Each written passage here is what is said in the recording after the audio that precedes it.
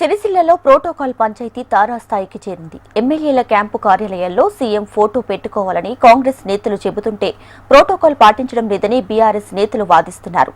కేవలం ఫోటోల కోసమే రెండు పార్టీలు కొట్టుకుంటున్నాయా, లేక దాని వెనుక మరేదైనా కారణం ఉందా?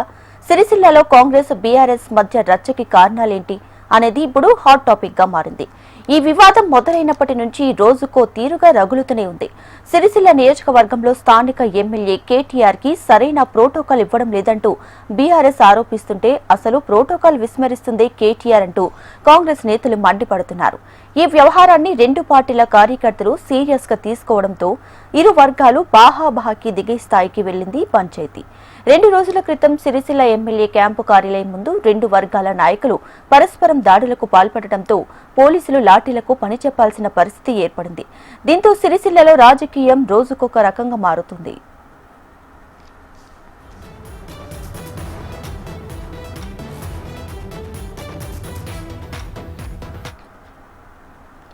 అయితే ఎమ్మెల్యేల కోసం ప్రభుత్వం నియోజకవర్గాల్లో ఇండ్లను నిర్మించదని, అవి కార్యాలయాలు కాదంటూ కొత్త చర్చని లేవనెత్తారు కరీంనగర్ మాజీ ఎంపీ వినోద్ కుమార్. ఎమ్మెల్యేల ఇంట్లో సీఎం ఫోటో పెట్టుకోవాలని చెప్పడం ఏంటి అని వినోద్ ప్రశ్నిస్తున్నారు.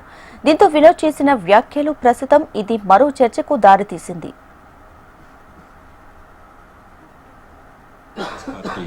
కార్యకర్తలు సిరిసిల్లలో శాసన సభ్యులకి నిర్మించినటువంటి భవనంలో మరి ముఖ్యమంత్రి గారి ఫోటో పెడతామని చెప్పి కొంతమంది కాంగ్రెస్ పార్టీ నాయకులు వెంబడించి మరి అక్కడ ప్రయత్నం చేస్తే ఒక గలాట జరిగింది, చాలా మందికి లాఠీ చార్జ్ జరిగింది. దీన్ని తీవ్రంగా ఖండిస్తున్నాం.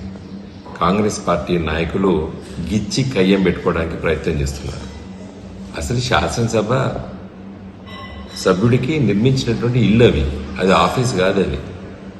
కాబట్టి ఇంట్లో ఫోటోలు పెట్టుకోవడం అనేది అయితే నాకు అర్థం కావడం లేదు. కాబట్టి గిచ్చి కయ్యం పెట్టుకోవడానికి కాంగ్రెస్ పార్టీ కార్యకర్తలు ప్రయత్నం చేస్తున్నారు. తీవ్రంగా ఖండిస్తున్నాం.